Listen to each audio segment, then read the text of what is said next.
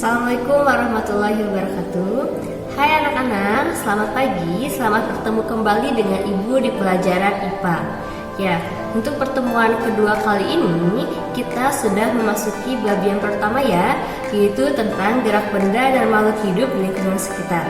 Nah, untuk hari ini yang akan kita pelajari adalah tentang konsep gerak.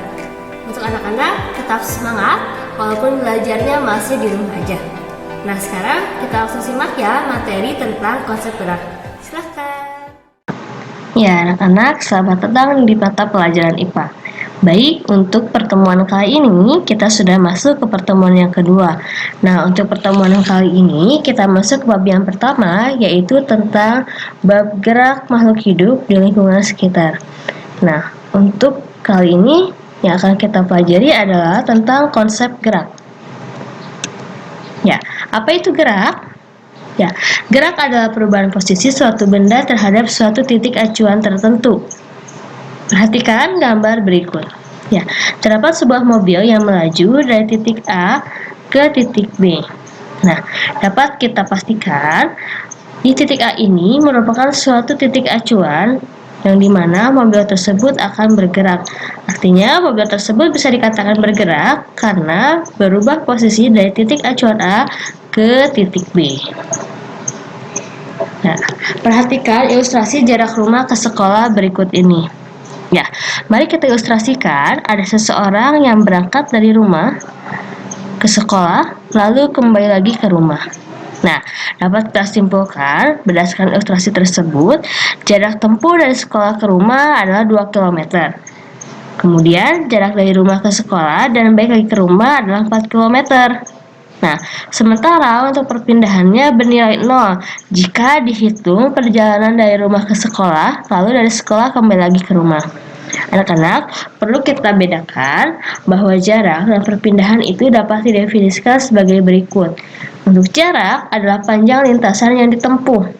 Sementara perpindahan merupakan jumlah lintasan yang ditempuh dengan memperhitungkan posisi awal dan akhir benda. Nah, anak-anak, pernahkah terpikir oleh kalian ketika kita sedang berada dalam perjalanan pergi dari rumah ke sekolah menggunakan kendaraan, apakah kira-kira kendaraan yang kamu tumpangi melaju dengan kecepatan yang tetap? Ya, bagaimana kamu dapat mengukur besar kecepatan kendaraan yang kamu tumpangi? Tentunya, untuk mengukur kelajuan kendaraan bermotor, kita bisa menggunakan alat yang namanya speedometer. Nah, anak-anak perlu kalian ketahui ya, bahwa ternyata speedometer yang ada di kendaraan tidak mengukur kecepatan gerak, tetapi mengukur kelajuan.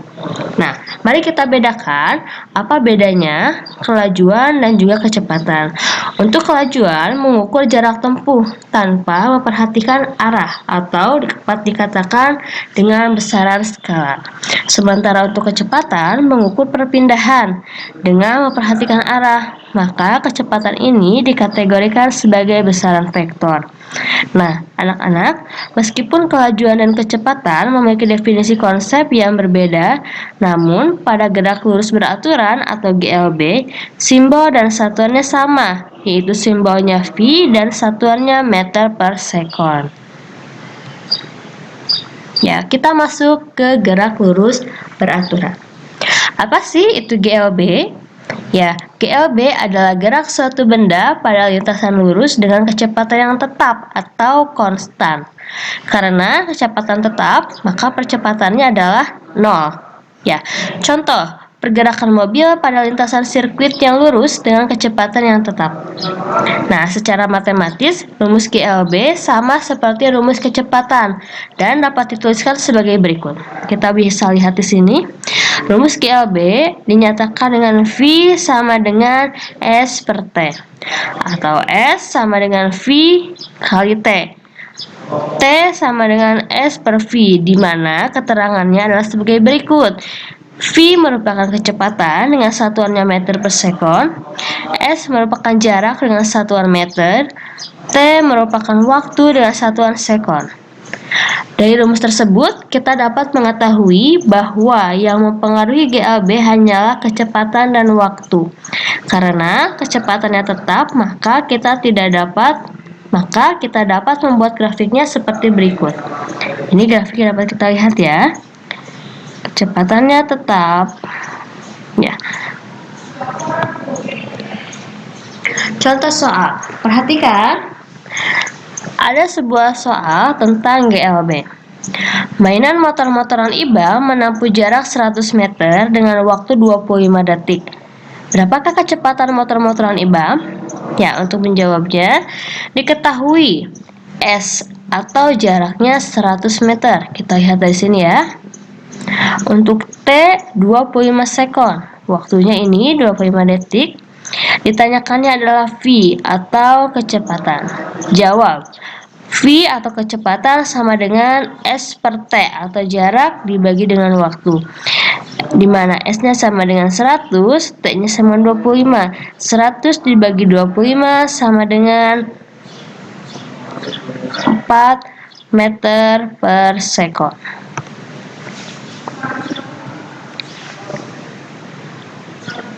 Ya, gerak lurus berubah beraturan atau GLBB. Ya, GLBB adalah pergerakan suatu benda pada lintasan lurus dengan kecepatan berubah dan percepatannya tetap. GLBB ini dibedakan menjadi dua, ada GLBB dipercepat dan juga GLBB diperlambat. Untuk GLBB dipercepat bisa kita ambil contoh. Ketika ada sebuah benda yang jatuh, maka dipastikan benda tersebut akan jatuh dengan kecepatan yang dipercepat. Sementara, ketika kita melemparkan suatu benda ke atas, maka dapat dipastikan kecepatan benda tersebut semakin lama akan mengalami perlambatan. Nah, itulah contoh dari GLBB diperlambat. Kita bisa lihat dari ilustrasi perubahan kecepatan mobil saat kita akan menjauhi lampu hijau dan juga mendekati lampu merah. Ya, anak-anak, pastinya kalian mengalami hal seperti berikut ya. Ketika kita akan menjauhi lampu hijau, kecepatannya akan bertambah. Dan ketika kita akan mendekati lampu merah, kecepatan yang kita tumpangi dalam kendaraan tersebut pastinya akan berkurang. Nah, hal tersebut dapat kita masukkan ke dalam rumus percepatan, di mana A sama dengan VT kurangi V0 dibagi T, di mana A adalah percepatan dengan satuannya meter per sekon kuadrat, V0 adalah kecepatan mula-mula dengan meter per sekon, VT adalah kecepatan akhir dengan satuannya meter per sekon, dan T adalah waktu dengan satuannya adalah sekon. Kita lihat contoh soalnya seperti berikut. Ya, sebuah kereta bergerak dengan percepatan tetap X. Jika gerakan kereta tersebut dibuat grafik, maka akan didapatkan data di mana T sama dengan 10 sekon dengan kecepatan awal 10 meter per sekon menjadi 15 meter per sekon. Maka percepatannya adalah, nah, di sini diketahui T sama dengan 10 sekon. Didapatkan dari sini ya. V0 atau kecepatan awalnya 10 meter per sekon dan VT atau kecepatan akhirnya 15 meter per sekon. Ditanyakannya adalah percepatan atau A. Jawab. Percepatan sama dengan kecepatan akhir dikurangi kecepatan awal dibagi dengan waktu, di mana A sama dengan 15 dikurangi 10 dibagi dengan 10. Maka didapatkan percepatannya adalah 0,5 meter per sekon kuadrat. Nah, kita masuk ke bab gaya. Apa sih itu gaya?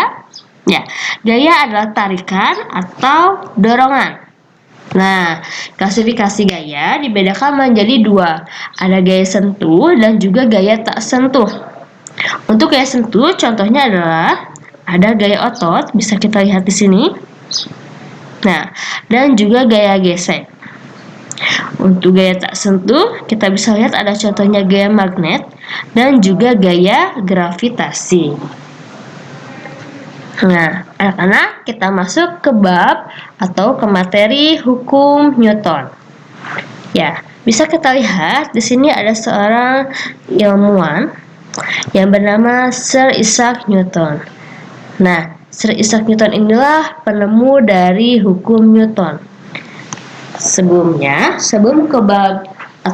ke materi hukum Newton, Ibu mau menceritakan sedikit ya, mengapa di layar kalian terdapat gambar pohon apel dan juga ada gambar seperti apel yang sedang jatuh. Nah, anak-anak, hukum Newton ini ditemukan oleh Sir Isaac Newton. Bermula dari kisahnya yang pada saat itu dia sedang berada di rumah. Nah, ketika waktu itu wabah besar melanda London yang menyebabkan mahasiswa untuk diam di rumah saja. Nah, pada saat itu Sir Isaac Newton sedang duduk di bawah pohon apel yang ada di depan rumahnya. Kemudian tiba-tiba ada sebuah apel yang jatuh dari pohon apel tersebut mengenai kepalanya. Nah, kemudian Sir Isaac Newton mencari tahu mengapa hal itu bisa terjadi, yang pada akhirnya Sir Isaac Newton menyatakan bahwa hal tersebut terjadi karena adanya gaya gravitasi.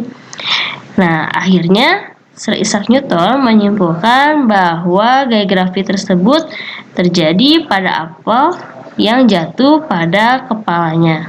Akhirnya, Sir Isaac Newton kemudian dikenal dengan penemu gaya gravitasi.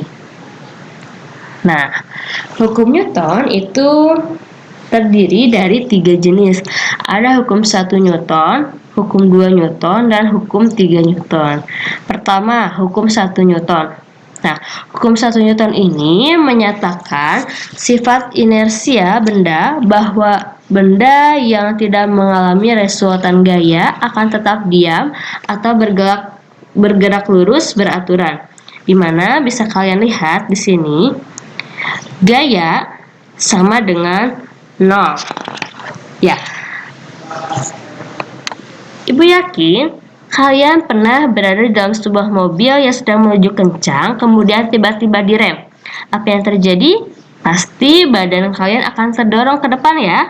Nah, badan kalian yang terdorong ke depan bisa terjadi karena badan kalian itu ingin mempertahankan geraknya ke depan. Hal inilah yang disebut dengan inersia. Nah, karena peristiwa tersebut, maka pada akhirnya memunculkan ide teknologi sabuk pengaman yang bisa dipasang pada mobil. Nah, untuk kedua, ada hukum 2 Newton. Sebelumnya bisa kita lihat, terdapat gambar ada beberapa orang yang sedang mendorong mobil yang sedang mogok. Nah, kita bayangkan mobil tersebut ketika didorong oleh seorang dan juga ketika didorong oleh banyak orang. Tentunya mobil tersebut akan bisa maju jika didorong oleh banyak orang. Mengapa? Karena semakin banyak orang yang memberikan dorongan kepada mobil tersebut, maka gaya yang didapatkannya pun akan semakin besar. Hal ini sesuai dengan hukum 2 Newton. Percepatan yang ditimbulkan oleh gaya yang bekerja pada suatu benda, besarnya berbanding lurus dan searah dengan gaya itu, dan berbanding terbalik dengan massa benda. Nah, bisa kita simpulkan seperti ini ya anak-anak. Dalam rumus tersebut, ada rumus di mana didapatkan A sama dengan gaya dibagi dengan massa, di mana A ini adalah percepatan. Nah, artinya gaya yang besar maka akan didapatkan percepatan yang lebih besar juga. Dan yang terakhir adalah tentang hukum 3 Newton. Ya, hukum 3 Newton ini berbunyi, apabila benda pertama mengerjakan gaya pada benda kedua, maka benda kedua juga mengerjakan gaya pada benda pertama, sama besar dan berlawanan arah dengan gaya pada benda pertama. Bisa kita lihat pada kedua gambar tersebut. Ya, ini merupakan sebuah gambar yang mengilustrasikan ketika seseorang mendorong benda, maka seseorang tersebut memberikan gaya aksi pada benda yang didorongnya. Sementara benda yang didorong memberikan gaya reaksi terhadap orang yang sedang mendorongnya. Kita lihat satu lagi nih, ada sebuah pohon.